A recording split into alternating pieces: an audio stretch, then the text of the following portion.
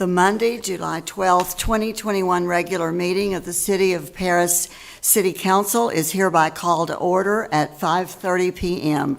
For the purposes of this meeting, there's a quorum of the council present.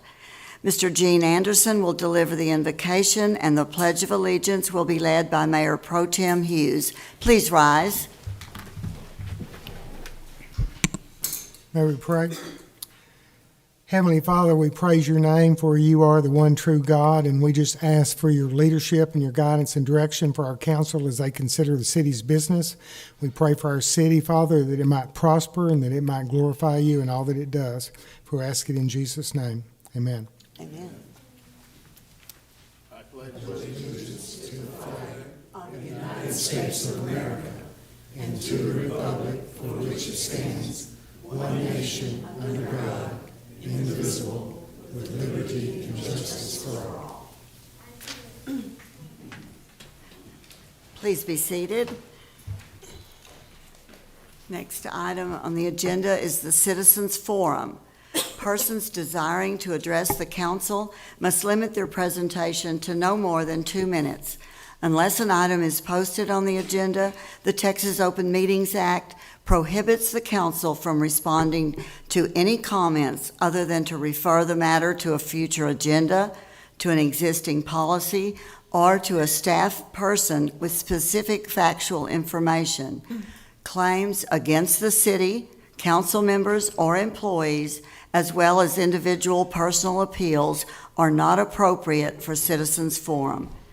If necessary, the City Council may convene into executive session under Chapter 551 of the Texas Government Code regarding any item on this agenda.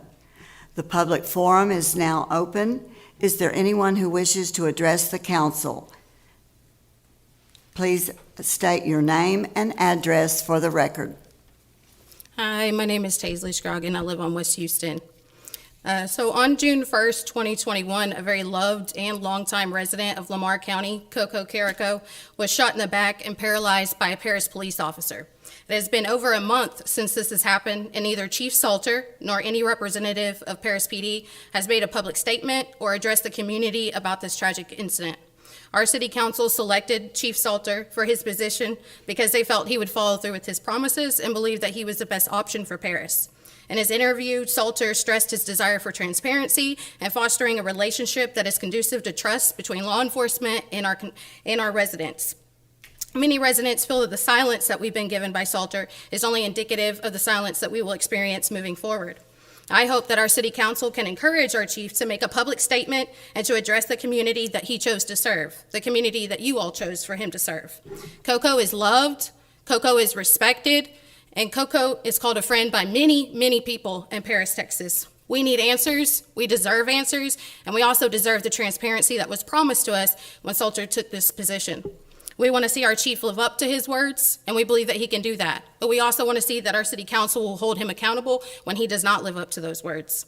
We hope that you can do whatever you can in what capacity you have to please get us some answers, to get a public statement, to see that transparency that he spoke about. We want to trust our chief, we want to trust our law enforcement, and we want to trust our community leaders. We just need answers.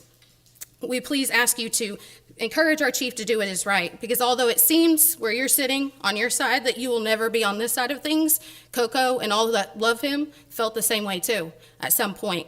This could be you one day, this could be you begging for answers, and that's all we want is the transparency we were promised. So please speak up for your constituents because they are watching and we need you. Thank you. Any other speakers, please come forward.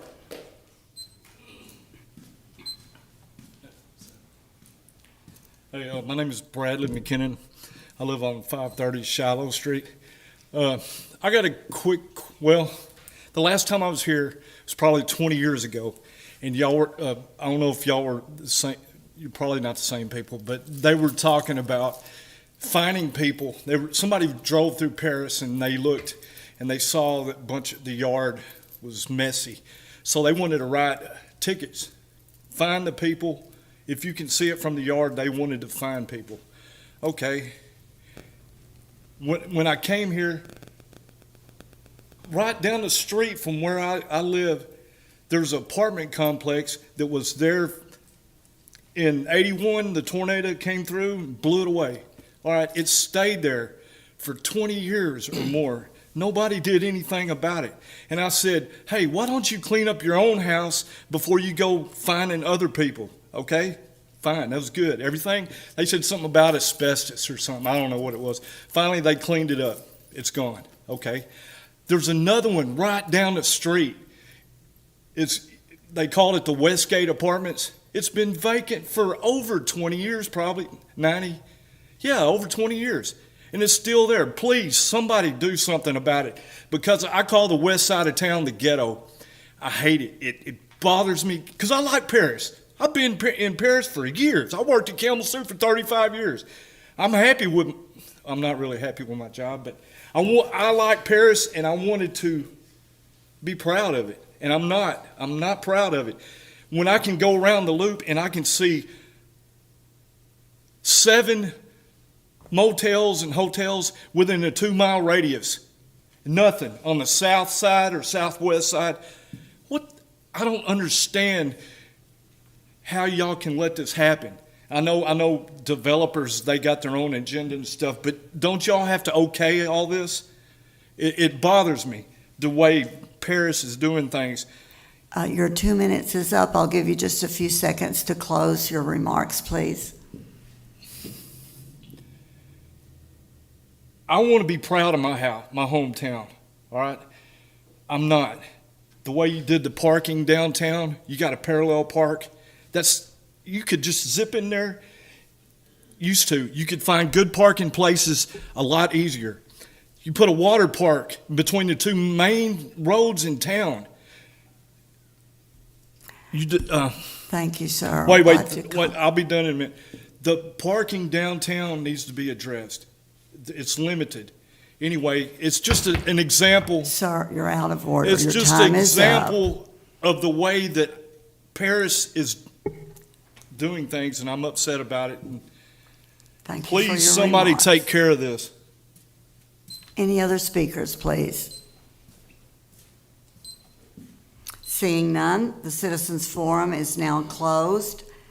Item 4B is recognition of Don Yarbrough and the wheeled workers of Lamar County for their countless volunteer hours in helping to make Paris beautiful. This item must be removed from the table before we can entertain a motion and a second. Mayor, I make a motion to remove it from the table. Motion, I'll a second. second, thank you. All those in favor of taking this from the table, say aye. Aye. Unanimous, 6-0. I will turn this over to Mayor Pro Tem Hughes.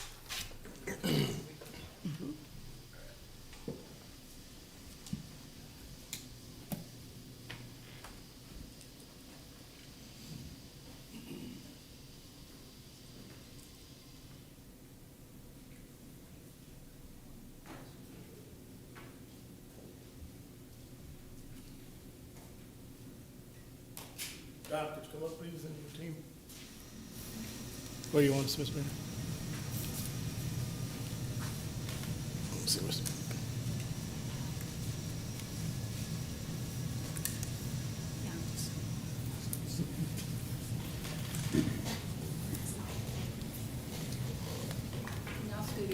Can I say a few things before we take the picture?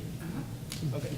I'd like to take this opportunity to thank Don Yarbrough and his team for the countless hours that they put in picking up all the trash throughout the city of Paris. It's not an easy task. I took the opportunity to volunteer.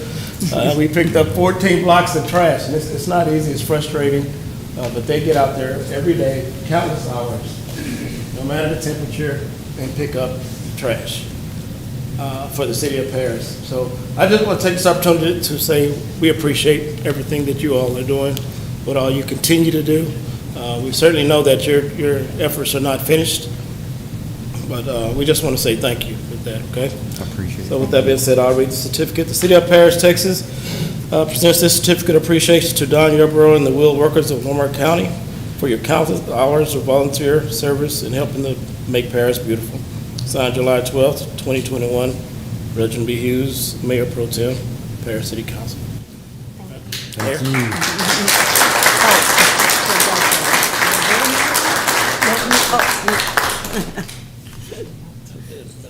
can get on the other side. Okay. You go behind you.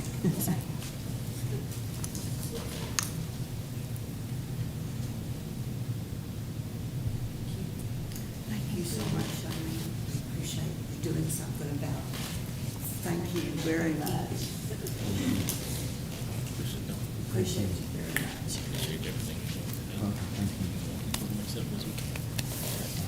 Do you mind if I say something? Absolutely, go ahead. Out of all the nonprofit organizations and private businesses in Paris, Texas, that you could have recognized for this, you chose Wheeled Workers of Lamar County, and this is a high honor for us, and it is no doubt a milestone to our organization and to our work in progress. So I greatly appreciate what you're doing here today, and we will continue our efforts and double them in the months and the years ahead. Thank you.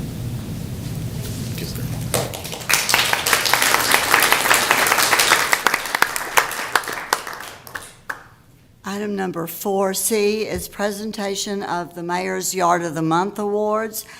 Staff will assist, and council members, when there is one of your constituents being honored, would you please come down and join us?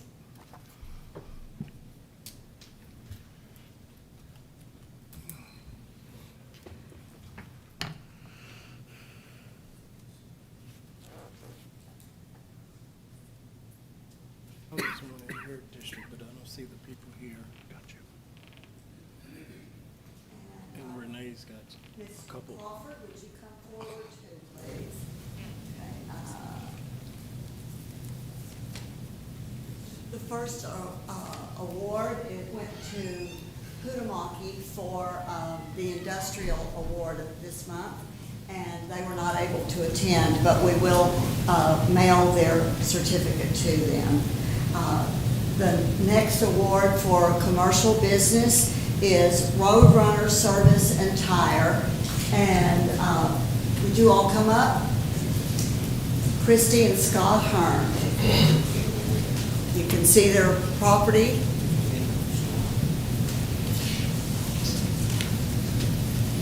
Thank you very much for keeping your property so beautiful. Thank you. We appreciate it very much. Oh, Do you want to make a presentation? Yeah. yeah, you. On behalf of Keep Paris Beautiful, here's a little coupon to buy some more flowers to keep Yay. that front yard beautiful. Say, oh. Okay, Oh, okay. yeah. Okay.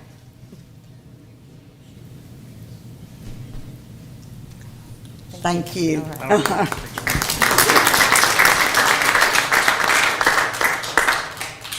The next is Mr. Paul Lipscomb Jr.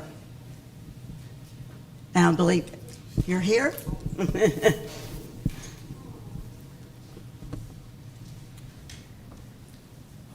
Thank you so much. Congratulations. Thank you very much. Thank you. Why don't you turn around so we can get your picture here? Yes. Here you I'm go. going to hold your award. I'm going to turn it around so they can see it. I'll see your face, though. There you go. That's beautiful. Good job. Yeah, that's the All right, thank And on behalf of you. Keep Paris Beautiful, we'd like to give you this little gift card to Home Depot, because you've probably got some things you can buy there to keep your yard beautiful. You're very welcome. Thank you for coming. Thank you so much. Next winner is Miranda Dawn Lester. Is Ms. Lester here? Okay, that will be mailed to her. Melissa Lynn Broads. All right. Mr. Charles Reedy.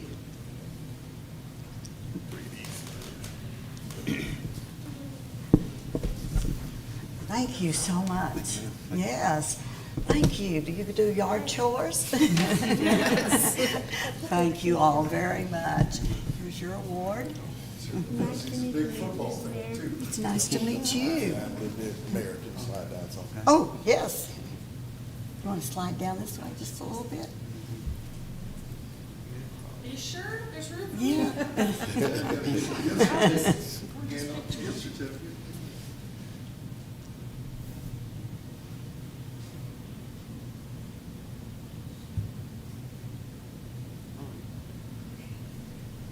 What's your name, young man?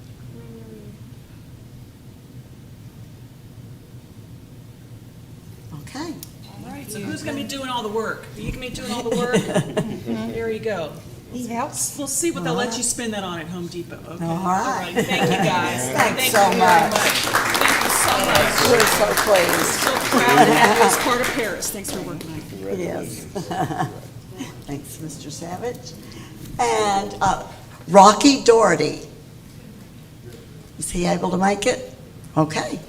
Thank you all very much.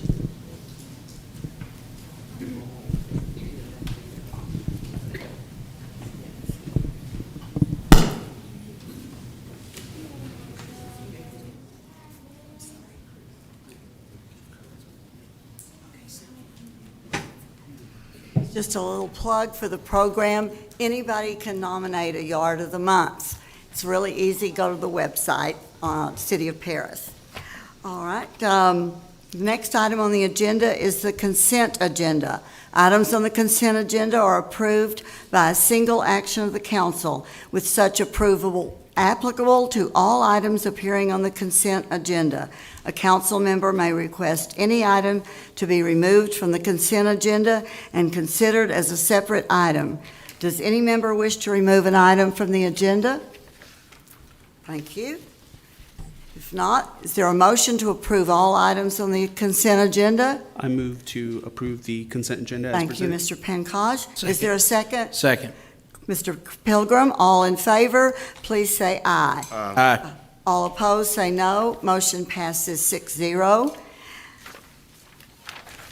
Item number 7, receive presentation regarding the charter review process, discuss and act on an agreement with Don Edmonds as the consultant for the charter review project, and authorize the city manager to sign the agreement. Mr. Path or Ms. Ellis, do you have a? Yep, I'll take a lead Okay, here. And thank you. Mr. Edmonds is present with us today, and if you'd like to go ahead and come forward, Don. City Council had agreed that as we work through the charter review process, that a consultant would be helpful to this process here. This is a very important process. This is our foundational document for our community.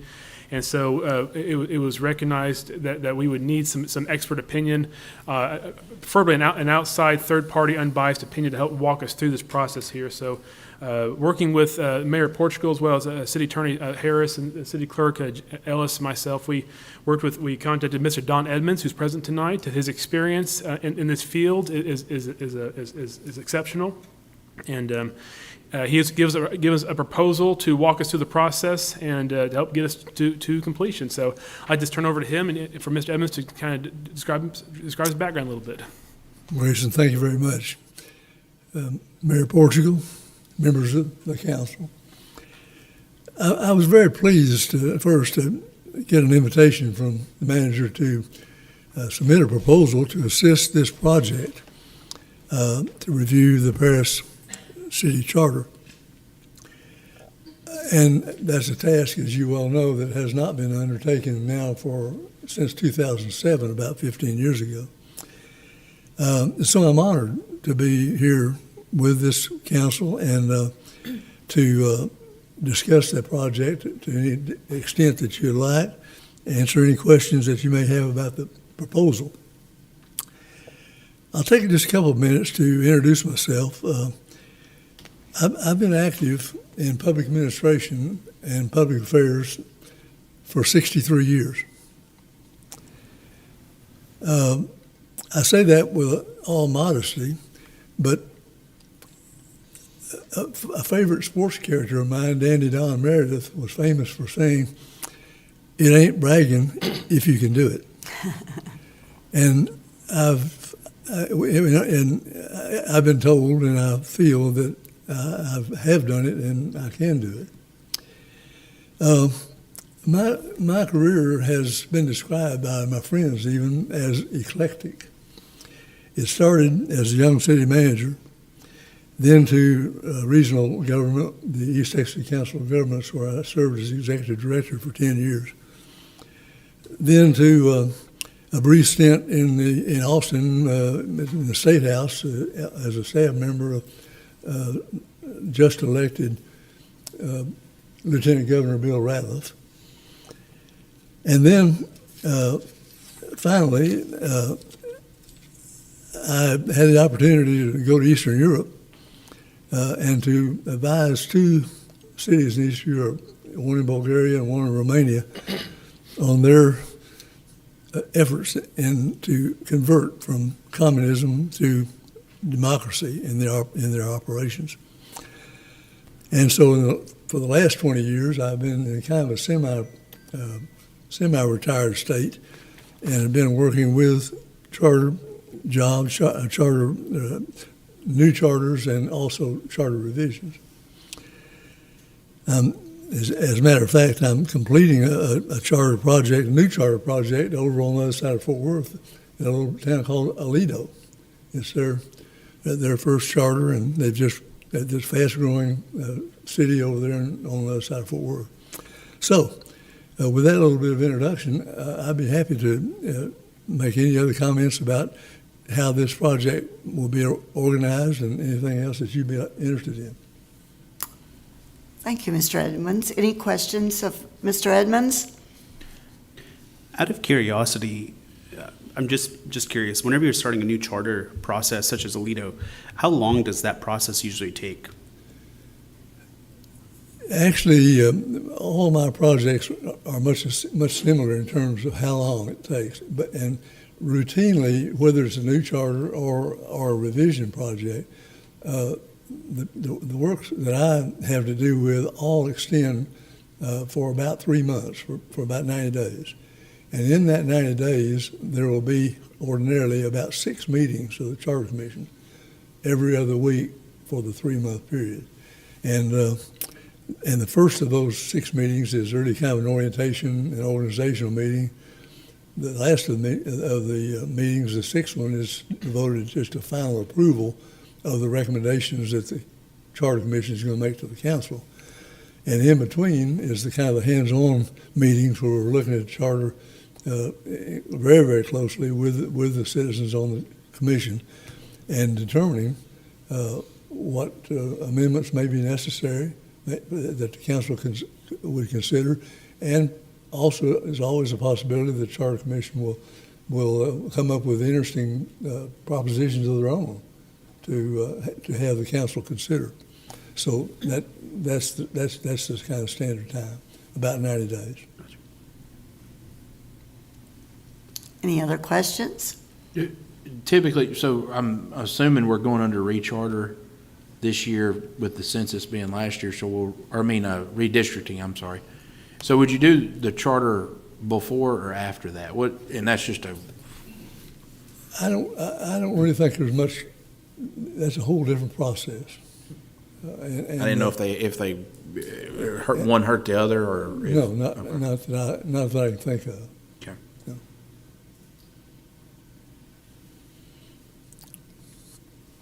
Would you typically meet with the council one time before the committee would meet? Yes, Mayor. The very first thing that has to happen here as an ordinary matter in one of these projects is the council is presented an ordinance to consider that would establish the Charter Commission and that would charge the commission with its duties and establish the number of members and those sort of the business part of creating that commission. And so that would kick off. That would be the kickoff for the project. And then, of course, at the tail end, that report comes to the commission and to the council, and the council and the staff takes it from there. Thank you. That's good information to know. Sure. We didn't previously have that information. And Appreciate that. when it seems appropriate to present that charge, we'll also present the estimator or preferred schedule for that charter to meet and to be organized and to move into the process I just described. Thank you. I'm pleased to have that guidance. Any other questions?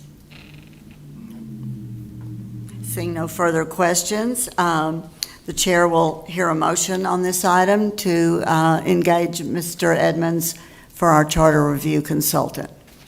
Mayor, I move to approve Mr. Don Edmonds as a consultant for the charter review project and authorize the city manager to sign the agreement. Thank you. Second? I'll second it.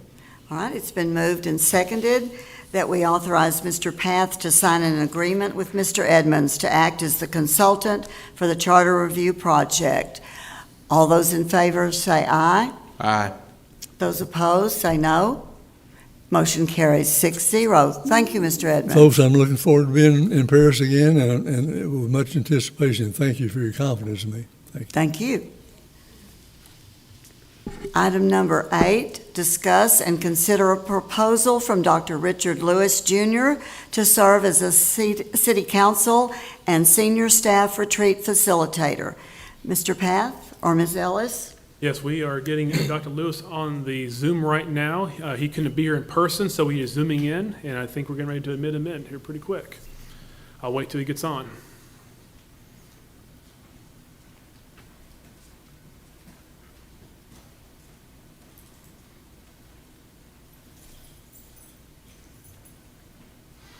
Dr. Lewis, can you hear us? Can you hear me? I can hear you. Can you hear us? Yes, Perfect, good. Thank you for joining us tonight. no problem. So I have the city council here with us, and as well as a number of citizens with us in the room. So, city council, I'll introduce Dr. Lewis, and then I'll turn over Dr. Lewis to speak with you. But as was discussed at the last city council meeting, the city council agreed to pursue a consultant to facilitate our city council and city staff, executive staff retreat. And so, working with Mayor Portugal and staff, we approached Dr. Richard Lewis, Jr., and I provided his biography and his curriculum vitae in the material here. And so, we will be looking at having a retreat on October 8th and 9th. So 8th for the executive staff, and Friday 9th for the city council. So with that, I will turn over to Dr. Lewis. You'd like to introduce yourself, a little bit about your background, and discuss the retreat, please. Yeah, I'll just do it briefly. Thank you very much for having me come into your city council meeting this evening. As the proposal that I had presented, I'm looking forward to having the ability to do 2 team building sessions, one with the city council and one with selected senior staff members of the city of Paris. So I have been in this business for about 34 years, and I am a professor emeritus at the University of Texas at San Antonio, just retired on the 31st of May, but I'm still involved with the faculty there, still involved with graduate students, and still involved with our college there at the University of Texas at San Antonio. My consulting company is called Round Top Consulting Associates, and we have operated since 1990, and we do a variety of things. Obviously, we do team building, do strategic planning, do quite a bit of professional development training with various organizations throughout the Southwest, and we also do a fair amount of market research. One of the things that I have done as a professor and a PhD over the years is I am a quantitative researcher and have taught those courses both at the graduate and undergraduate level. So we do quite a bit of analysis of data. And my business really is just, if you will, extrapolating from sociology and using aspects of sociology in the workplace to help both nonprofits, for-profits, as well as governmental entities. So I am excited about having the opportunity to work with you and to be able to help you improve and enhance your team building and teamwork, both with your city council and your staff. We obviously, in the proposal, I have not laid out any specific agenda yet. I think that those agendas should only be created through collaboration with both the council and with selected staff so that we can come up with something that is going to work for you. And my philosophy on facilitation is that what we do in terms of facilitation is try to get right in the middle and help you move from point A to point B. And I think the best facilitator is kind of like the best referee or the best person that you see, an umpire. You don't really notice them because they're the ones that are there helping to move things along, but not really putting their imprint on what happens as you move from point A to point B. And that's what we plan to do with both the city council and the staff. And I think the other thing that would be important for your organization is that some review, both with the city council and with the senior staff, in terms of visioning, in terms of, where do you see your organization in the next 15 to 20 years? And then always, I think it's helpful to review a current mission statement. Is it still relevant in terms of what you do, in terms of the citizens that you're servicing and you're responsible for? And lastly, I would hope that what we do in both sessions is begin to at least identify the beginnings of some strategic initiatives. And what I would like to do is be able to put those initiatives together, both from the city council and from the staff. And that might give you kind of a guidepost to begin to move forward with respect to things in the future. So that's how I see my role if we do this. And I'll be glad to take some questions on this. Council, anyone have questions of Dr. Lewis? Dr. Lewis, this is Mihir Pankaj.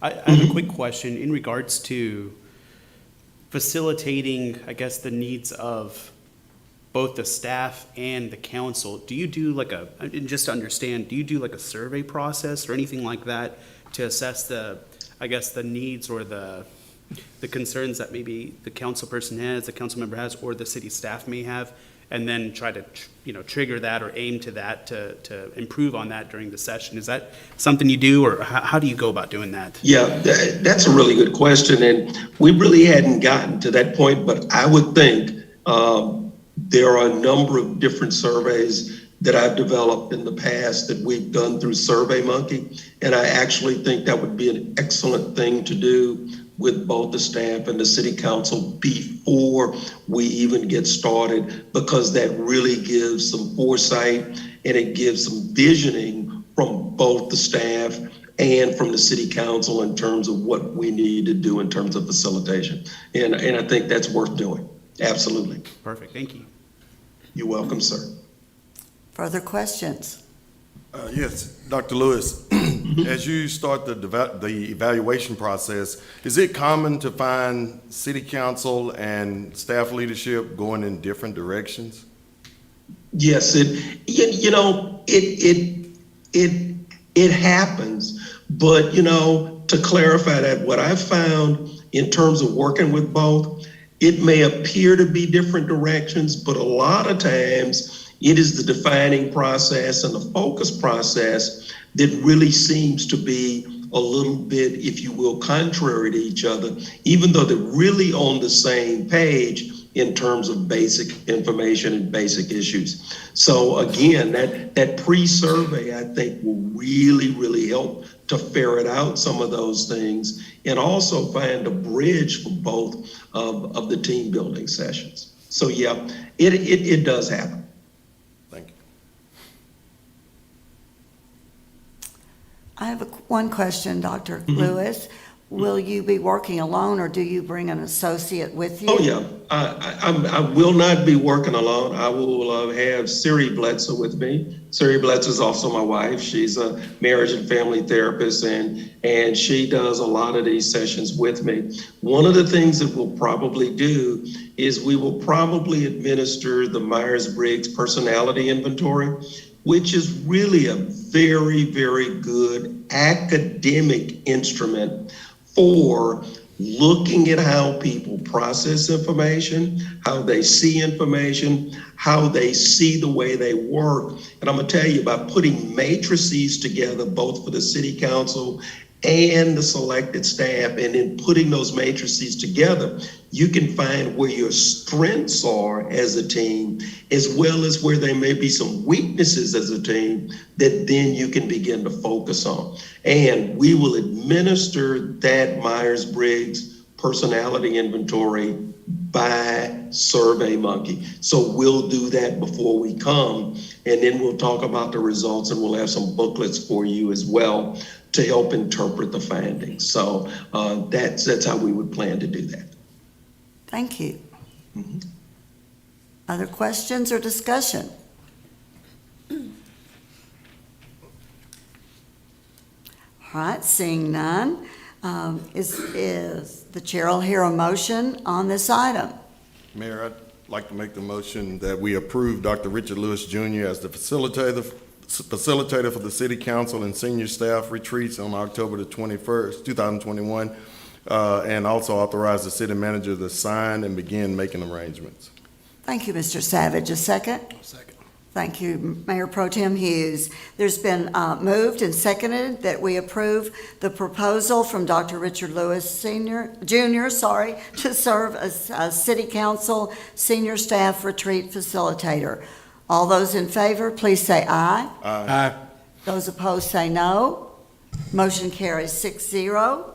Thank you, Dr. Lewis. Thank you, and hey, Siri and I look forward to seeing you on Friday, on this group on Saturday, October the 9th, and the senior staff on Friday, October 8th. We will be doing some things up to that. We'll probably send, as mentioned by one of your colleagues, we'll probably send the survey about what you'd like to get out of this, what you see as your strengths, your weaknesses, and those kind of things. We'll probably do that in in early September. And then we'll send the Myers-Briggs out about 10 days before we actually come. So what we'll need for both of those is I will need direct email addresses to be able to send to staff members and to the city council members, and then we'll do those. And also, all the results from the survey, we're gonna send those back to everybody. So everybody will have those before we come. So you'll have what everybody said. Thank you. Okay? All right. Thank you. Looking forward to it. Thank you so much. All right, save the date. All righty. Thank you. Hey, stay safe. We'll see you soon. Yes, sir. All righty. Item number 10, item number 9, discuss and act on amendment number 1 to the professional services contract with WRA Architects, Inc. for Phase 2 services for the Love Civic Center restoration project. Mr. Path? Yes, at the February 8th City Council meeting, City Council awarded a professional services contract to WRA Architects Incorporated to perform Phase 1 services for the Love Civic Center project. That has been completed, and we have provided you the booklet in your agenda packet tonight. We have Mary O'Brien, who is our architect, the lead architect with the WRA, as well as Laura Caffey, who is assisting WRA in this process as well. Again, we have completed Phase 1. Caffey and WR met with chamber staff as well as city staff to review the assessment and the stakeholders booklet. We have developed a Phase 2 proposal for you tonight, including an amendment to the contract for the project. And so if you approve this tonight, this will move us on to Phase 2, which is the design and preparation for bid for the items that we've identified. And going from there. So part of it would also include a contractor at risk, which we procure through state law for that process there. With that, I will turn over to Mary O'Brien, and she has a presentation for you tonight. So. Thank you. Good evening. Thank you for having me. As Mr. Path mentioned, my name is Mary O'Brien. I'm a principal with WRA Architects. And Ms. Caffey with Caffey Architecture is also with us here tonight. She helped put together the booklet you have in front of you. I wanted to do a very abbreviated version of the booklet, but just to show what we have studied so far in regards to the Love Civic Center restoration project. So without further ado, I'll jump right in. And please, if you have questions at any time, don't hesitate to stop me. In your booklet, you'll see we did a really thorough study of a lot of the site and climate and everything that surrounds that building, just so we understand where it sits and how any design can be impacted. We also have drawings in the booklet as well, including site plan, floor plan, and elevations. In the booklet, there's even a key that shows where a lot of the scope of work would be happening on the building itself. So the main purpose of the stakeholder booklet that you have before you was really to establish what the wants and needs are from the city within the allowable budget, of course. So we really came up with almost a laundry list of everything and went through that and narrowed it down and decided what was more important and maybe things that could be delayed till a later time. Also hearing just feedback from Mr. Path and some of the members of the city and their feedback of that building and the experiences.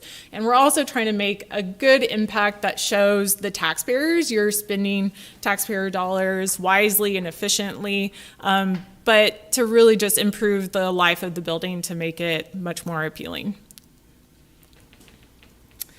So some of the repairs that we are prepared to tackle, there are some existing roof leaks, so we would want to address those. It would not be a full roof replacement, but just trying to repair those existing leaks. As well as painting the interior and the exterior of the entire building. A lot of the windows are leaking and have some condensation issues, so addressing all of that. As well as sidewalk, there's some accessibility issues just where the sidewalk has heaved over time. It is concrete, it happens over time, but just repairing those. We are looking at going to LED lighting, especially in the corridors. Replacing all the tile with something that's more continuous and less grout joints it also just helps a cleaner facility over time.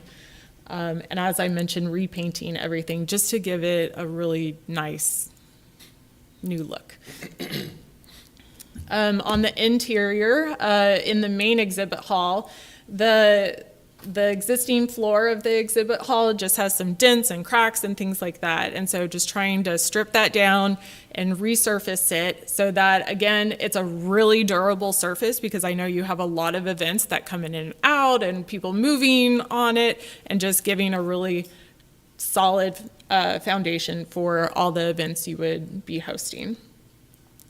If there is enough money allowed, and that's where having a CM at risk, so construction manager at risk on board, does help, where they actually can look at their historical data and put pen to paper and look at their numbers. We can use their budget as well to help narrow down some of that scope once we get into the meat of the design. But this air wall, which is the large divider between the main exhibit hall, it needs some upgrades. So if allowable, that would be another item we would want to look at. A lot of the funds are also going to a complete renovation of the restrooms throughout the whole facility. That is an item that all the public sees and experiences. So being able to upgrade all of that to ADA compliancy, as well as all new finishes and fixtures. There are some needs for HVAC improvements, but after evaluating that, that can be a very large dollar amount, and just what the budget allows, we took a step back and determined for now we're going to just look at those units that really are at their end of their life cycle and need to be replaced currently, and just doing that as it's needed rather than a complete replacement of everything, because some of them have been replaced not long ago. So for today, as you have in front of you, was what we called phase 1, which was the stakeholder booklet. And now we are looking at going into phase 2, which is the actual construction documents. So this is a proposed schedule that I put together so you can see where we are today. We would work through the different phases of design, so schematic design and design development.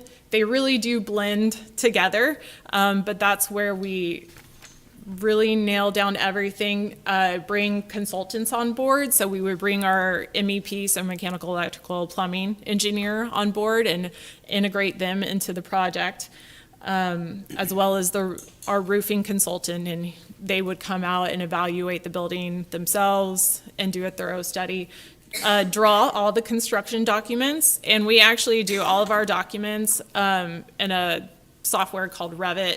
It's a 3D software, so as we're drawing something, we're also modeling it in 3D. So we would be able to produce renderings and give all that visuals to the city, and you can send that out to your stakeholders however you see fit. So we want to be sure the city is engaging back with the public and the community so that they understand where the money is going. And also that you all are doing good due diligence of how to spend those funds.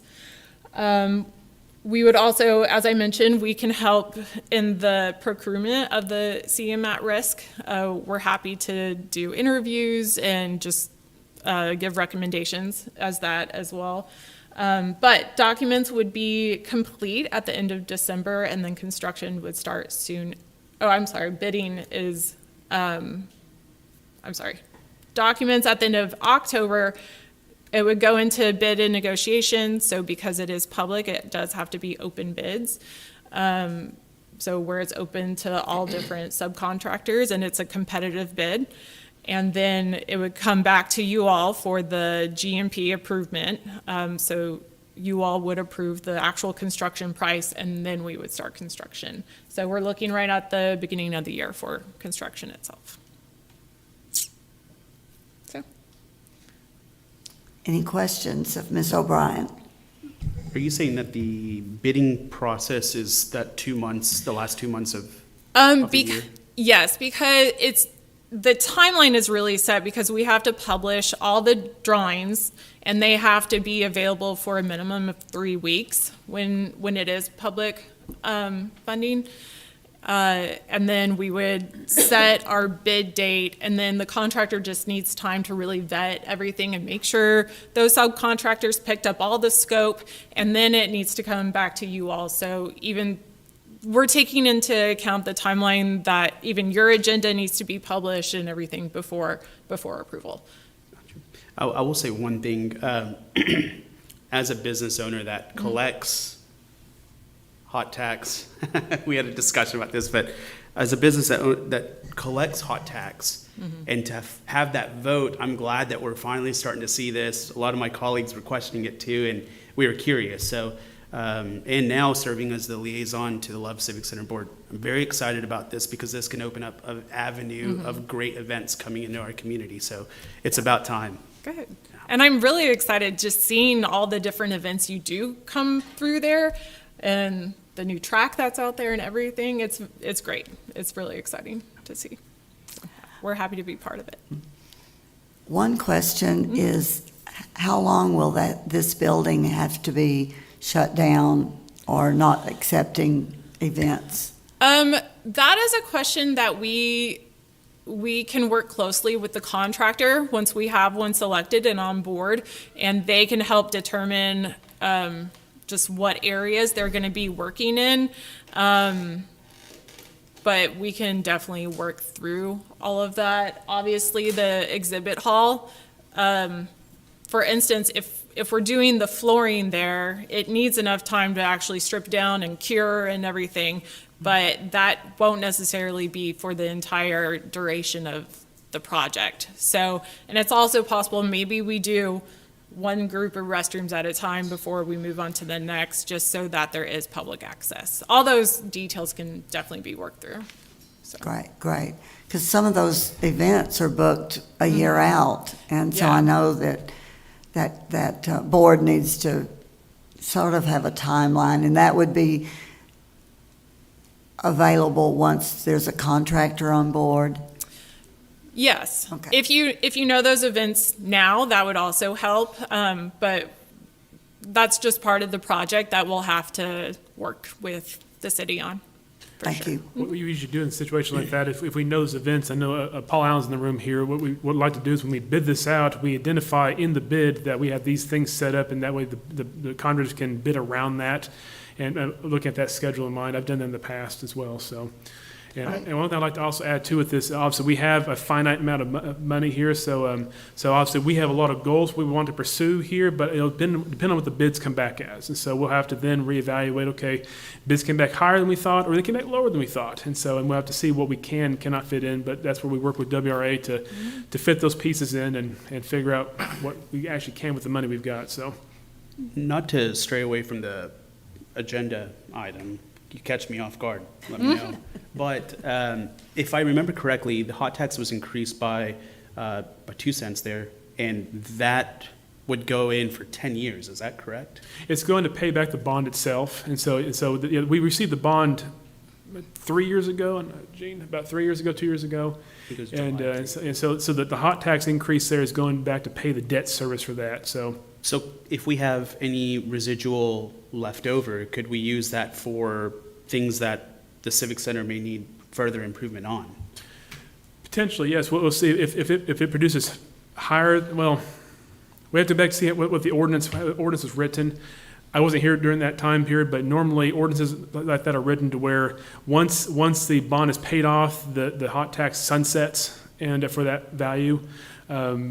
And since this is voter approved, we'd have to go back and revisit that with the voters. And so, but normally it's the total amount we collect is tied to the debt itself, and once it's paid off, it's done. That's typically what I've seen in the past. We have to revisit that and see. And then once it sunsets, does that 2 cents or 2% go away? Yeah, once it's sunset, it should go away. Back. Again, I need to revisit the bond itself, the ordinance itself to make sure that, but I think that's how they typically are written there, but I have to go back and revisit that, so. Just curious. This may be out of turn, this may be a chamber question or chamber board question, but for Paul and Grayson, is there, and I've seen it in other communities, when you walk in the ballroom, it's I'm just making up a name, the Joe Smith family ballroom, because maybe they gave a certain amount of money to offset some of the cost of redoing or original construction. I don't know if that's something we've done in the past or if it's done now or not. I don't know. I can't recollect a name, but if you could think about something like that, I don't know if that's something we might could gain some funds from some local, The Yeah. Pilgrim Ballroom. it's not, don't ask me yet, but If that's something I'll help ask That's though. all And that's part what of- I'm saying Yeah. is there is some Sure. very generous people in Lamar County that want to see Lamar County do well, and that's something we forget, and I forget sometimes, and I think it's something to look at, and I don't know if somebody would be interested in that or not, but it may offset some of that because the construction cost is obviously higher. Hopefully by the end of this year, it's come back to reality, and that may be a blessing in disguise that we've pushed off a little bit, waiting on to get this done, but an idea. And I don't know if that's something that we do as a city council, or if that's something that the chamber, or maybe both of us help out on doing something like that, but I think it's something to look at. Throughout the architecture process and design, we can even pinpoint locations that might be appropriate for advertising or something You go spread to, out. I was but- in one time, and it was the something family Yeah. boardroom, and they had a room to the side where you had executive meetings or something like that Or a at certain donor things, wall, or any- the ballroom, or however you wanted to do it. And that's really all part of the schematic and design development process, that we can go through all those ideas and hash them out. Seems like a very thorough plan. Thank you. Thank you. Any more discussion? I'll entertain a motion. I'll to- move, I apologize. Go ahead, no. I move to approve the amendment, number 1, to the professional services contract with WRA Architects Incorporated for Phase 2 services for the Love Civic Center, and authorize the city manager to sign. May I hear a second, please? Second. All right, we have a motion and a second to approve amendment number 1 to the professional services contract with WRA Architects for Phase 2 for Love Civic Center Restoration Project. All those in favor say aye. Aye. Those opposed say no. Motion carries 6-0. Thank you, Ms. O'Brien and Ms. Caffey. Item number 10 on the agenda, discuss expanding the PACE Property Assessed Clean Energy Act program to projects throughout the city. Mr. Path, may we hear?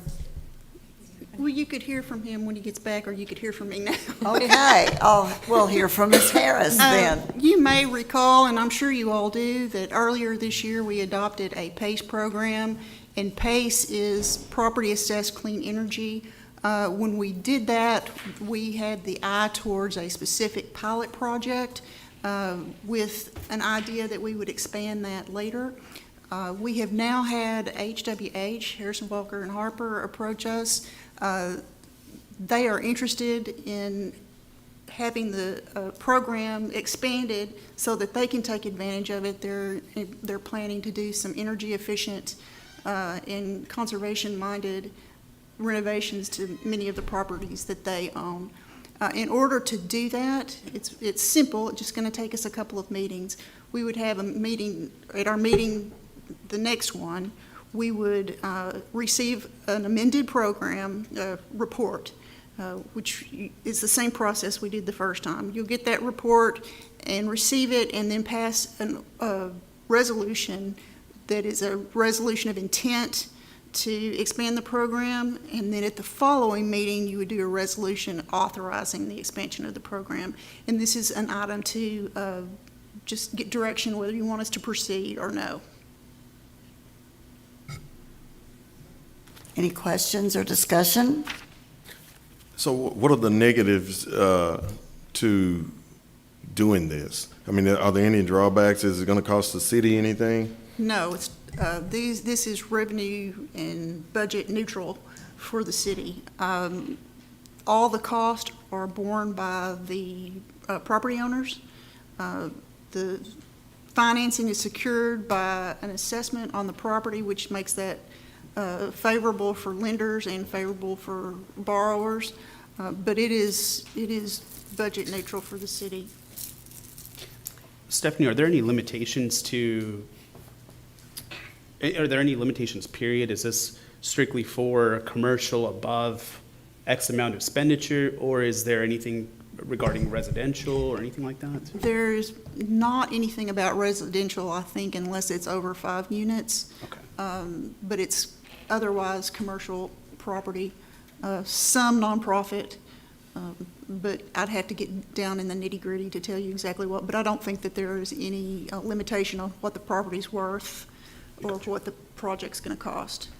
I will say a quick comment. After reviewing over a lot of what you guys have done prior to me getting elected onto the council with PACE, I think this is a great step going forward, because with development within our community and different businesses that do come in, this is a great avenue to go down, especially with the way that things are trending nowadays with building projects that are going greener. And so this is a good step further for our community, and it's a good option if someone would want to take that or not, you know. Any further comments or questions? Will this finalize it though for everybody, or is this just It'll be for any eligible project. You Yeah. know, you've got to meet the criteria of what the law requires and what the program requires. But we already have it. The jurisdiction is the entire city, but we limited it to the pilot project. So we're just opening it up. for anybody who's interested and has a qualifying project. Awesome. This item requires no action right now. Do we need to give staff any direction? Do you want to proceed? I'm Yeah. seeing lots Well, of, one question on that. It said they want to expand beyond the initial project, but how far? I mean, what are they asking? What are the limitations on the range and, you know, the area that they're talking about expanding this to? well, the area would be the same. It's any property within the city limits, and it's already set up that way. But unless you want to put some additional limitations on what kinds of projects or particular areas for projects, I would suggest, and the Texas PACE Authority suggest, that you just open it up for any project that qualifies. And they would have to qualify. There are some statutory requirements that they have to meet, and so they would have to do that to be able to participate. And then they've got to come up with their financing. Sometimes that's an issue. So they're just asking to expand it all over the city of Paris? Yes. You know, expand it to. When we did it kind of an emergency deal for a project that we thought was coming in, and they, for whatever reason, it fell apart. But we did it an emergency deal. I think we could be, through the state law, we could do a quicker deal. This deal is a little more prolonged, but it opens it up to every business, whether it's new business or an existing business. I'm told we did it faster than anybody has ever done it in the state of Texas. The underwriting, though, is strictly there's only like, I think there's 20 to 30 lenders right now that are qualified to do this. And basically all they're doing is opening up their lending process. Instead of putting add-ons onto a building, this building would be a good example of putting high-efficiency windows, air conditioner units, lighting, big expenditure items. They can finance them for 20 years if the item can pay for itself, if the energy savings pays for that's the process behind the PACE project. And I don't foresee a bunch of people using it, but there's some pretty good sized buildings just in town that are definitely old and would need some renovations, that any company could use this as a tool in their tool belt. Sounds good to me. I will move forward then. All right. Thank you. Item number 11, discuss and act on termination of agreement for airport management, termination and buyout of fixed base operator management lease agreement, and approve bill of sale in the total amount of $89,000. I will take this one too. At your last meeting, I believe it was, or perhaps the meeting before that, you all agreed to terminate the existing fixed base operator agreement and airport management agreement with Mr. Ritchie for Cox Field. We've got the documents together for you. There are 3 documents. There is a termination document for the FBO agreement, there's a termination document for the airport management agreement, and there's a bill of sale. Both of the termination documents take into account that Mr. Ritchie has agreed to stay on long enough to help us get an employee on the ground and train that employee. And the documents reflect that would be at a rate of $1,200 a week. After that period, when we've got the employee trained and able to work, then we've got, he's agreed to provide consulting services at $30 an hour plus a $30 call-out fee, and he's willing to take phone calls at no additional charge. So that's reflected in both of those termination agreements, and the bill of sale, of course, is just a bill of sale, evidencing the sale of the property. And so my recommendation, and staff's recommendation, is you approve the termination of the FBO management agreement, the airport management agreement, and the bill of sale, and authorize the city manager to execute them on behalf of the city. Thank you, Ms. Harris. Any questions or discussion? All right, I will entertain a motion. I make a motion to act on the termination agreement for the airport management and termination of the buyout of fixed base operator management lease agreement, and approve the bill of sale in the total amount of $89,000. Thank you, Mr. Pilgrim. A second? I'll second. Thank you, Ms. Knox. We have a motion and a second. All those in favor, please say aye. Aye. Those opposed, say no. Motion carries 6-0. And Mr. Ritchie is he's closer to retirement. Item number 12, receive report of results from the Committee for Employee Evaluations, the dates and the processes. I'll take that. Mayor Pro Tem Hughes, Councilman Pankaj, and I met to discuss the best solution to executing the staff evaluations. Don't execute the staff, please. When I typed that, I thought, I better not pause there, and then I did. We have decided that the municipal judge evaluation will be done at the Monday, September 27th City Council meeting. We will be evaluating the city attorney at the Monday, October 11th meeting, and we will evaluate the city manager at the October 25th City Council meeting. After these evaluations are complete, I believe it would be a good idea to find a better time so that there are no new members on the council, but that was pushing us too far out from when their evaluations are due. Are there any questions about that timeline? All right, thank you. Item number 13, discuss and provide direction to staff with regard to amending the smoking regulations, ordinance numbers 2017-003 and 2020-029, and consider building into the ordinance an application process for waiver. Mr. Pilgrim, you put this on the agenda. Would you like to make some remarks? So, date-wise, I don't remember when it was. I believe last year, we put in an ordinance saying no smoking on any of the commercial grounds, I believe, or any of the big industrial sites, and especially in anything with a roof or even three-sided. There's some open-air, multiple businesses in town, industrial, commercial, and I just think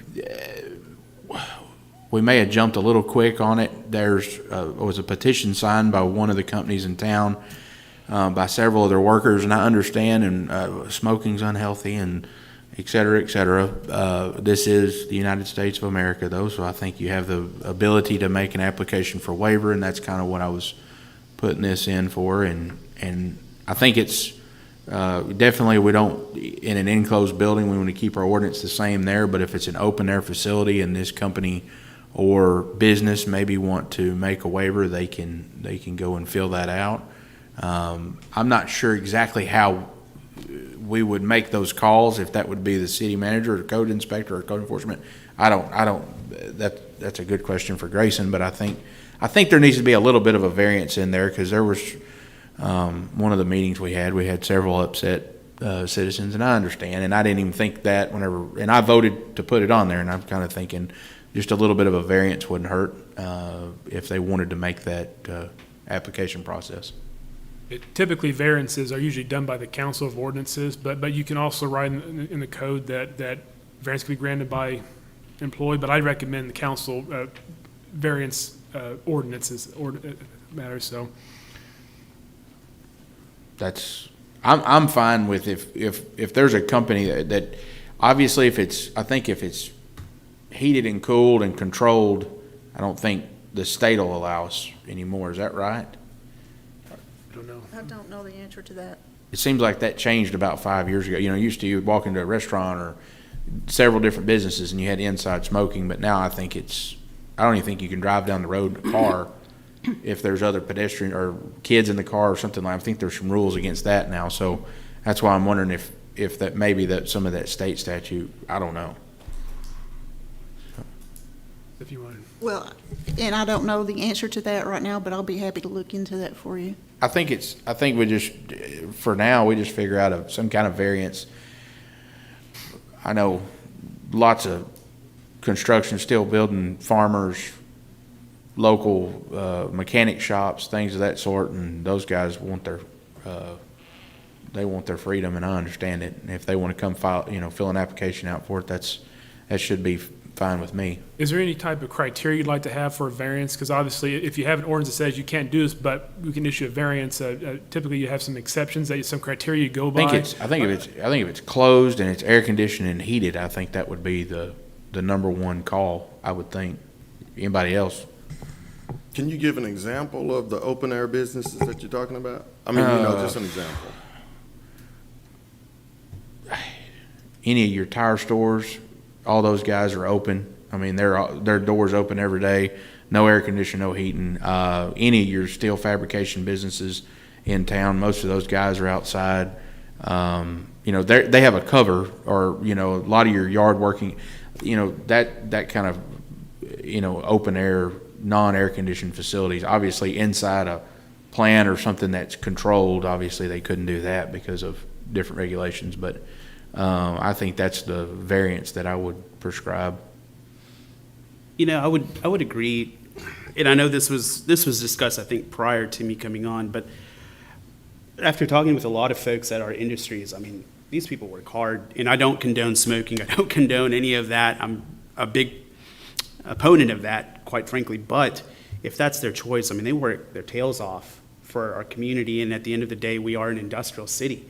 I don't want to make it harder for our industry to have to thrive here, right? And so if it means that, hey, we grant a variance of sorts and give them a victory there, then I don't have a problem with that personally. But I mean, I think that there should be a good variance, and I think it'll be company based too. If you have a company that's got so many employees and they're working in an open air facility, and they'll go to that company, that manager or that leader, and say, hey, we want to be able to smoke out here in our bay or whatever we want to do, and they're going to have that company's going to have to come to us to get the variance. So I think that kind of puts it in their pocket if that's something they want to look at. I mean, one possible situation or one way to approach this might be, in 2017, made the amendment that made it possible for people to smoke in places like the big welding bays at Turner and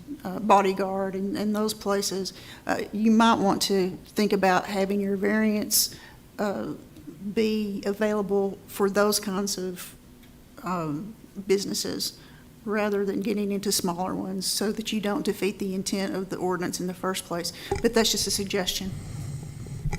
I guess my question would be, are you going to put a certain number of percent of the employees want it? Because there could be one person who's allergic to the smoke or something like that. I think that when that was brought to us, it was originally brought to us because there was one person who did not want the smoking.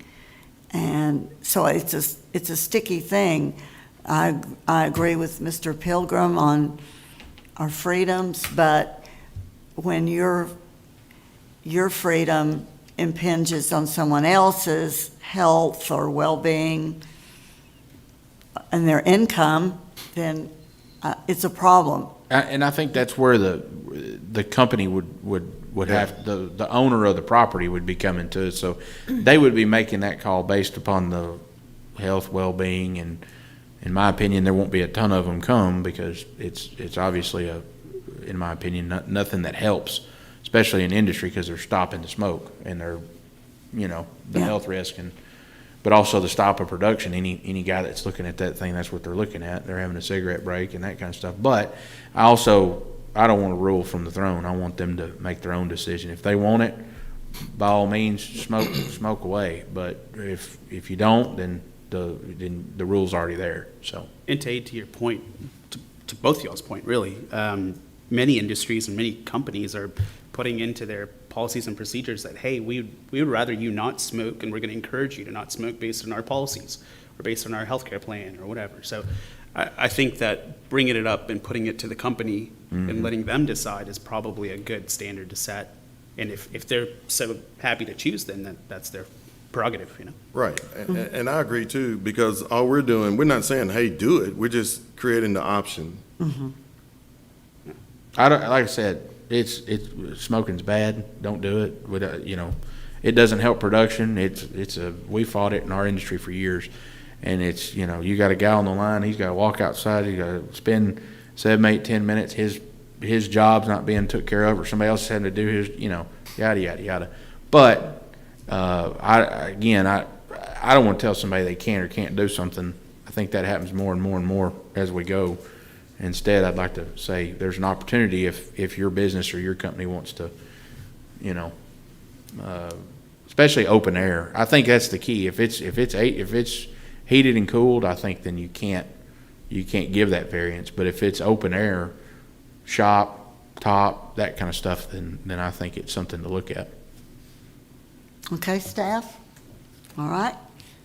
Any further discussion on that item? Well, Mayor, I've given this a whole lot of thought myself, and in regard to Mr. Pat's request or suggestion or about how this should be implemented, perhaps we should consider businesses that are open air or semi-open air, provided there's plenty of ventilation, and that the request from the employees go to the management of the company or the owner of the company, and that, and not to us. That, you know, it has to be initiated from the owner or the manager, and that they apply for the variance. And it either approved by the council or by the city manager, but, you know, he'd rather it be the council, and I kind of would agree to that, that the council look at it. But it'd be very specific and, you know, and targeted, not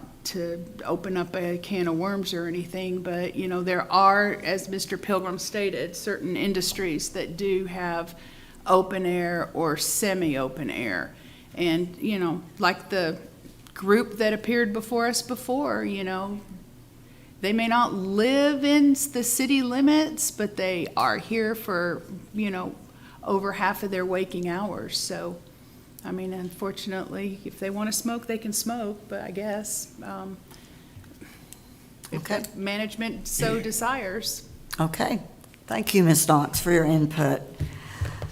Item number 14, consider and approve future events for city council and/or city staff pursuant to resolution number 2004-081.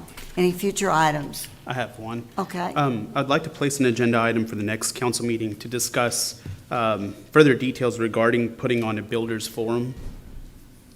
Okay. Anything else? All right. Is there a motion for adjournment? Second?